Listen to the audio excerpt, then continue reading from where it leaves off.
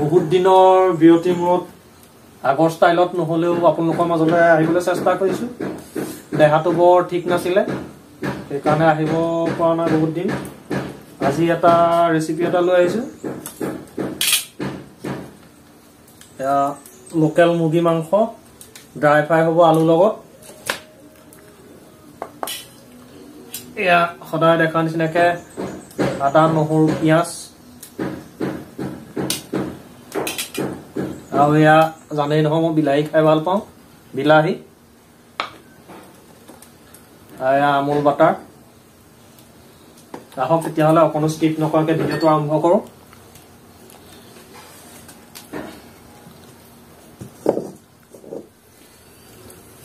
কেৰাহীটো গৰম হ'বলৈ দিলোঁ। এতিয়া মই ইয়াত বাটাৰ দিম। মই বেছিকৈও নিদিওঁ।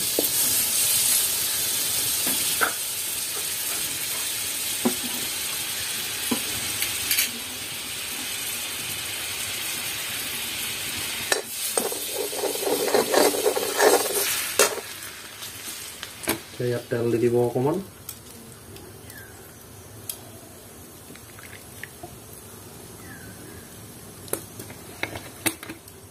চৰ্বি থকা মুৰ্গী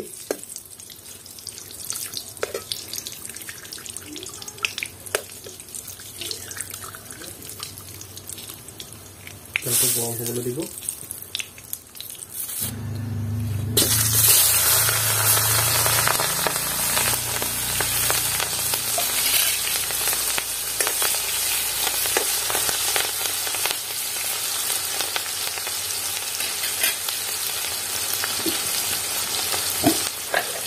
জুইটো অকণ কমাই দিছোঁ।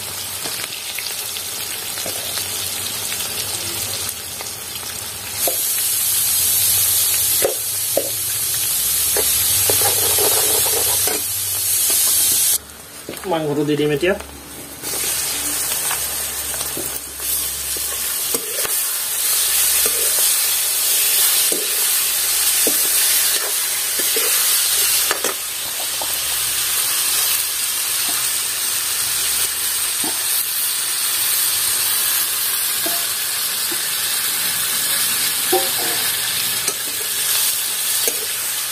নিমখ সোৱাদ অনুসৰি।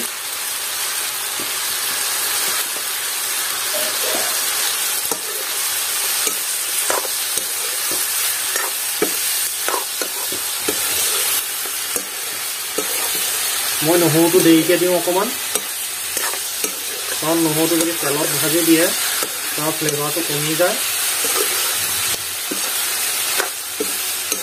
মাংসখিনি ফুটিবলৈ দিম ধুনীয়াকৈ।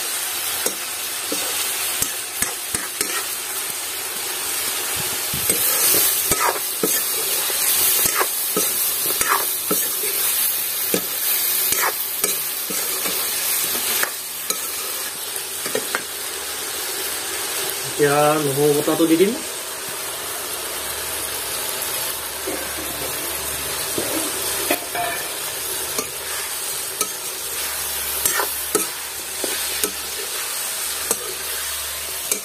কাটি থৈছোঁ দুটা আলু।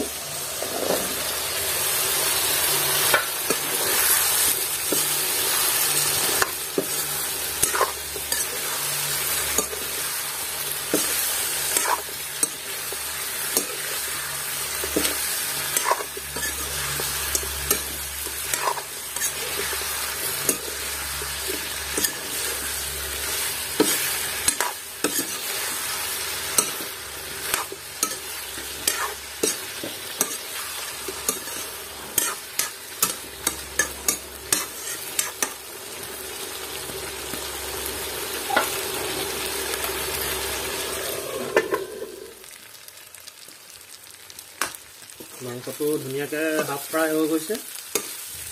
মই সিজিবলৈ অকণ পানী দি দিম, পানীটো শুকাই দিমগৈ লাষ্টত।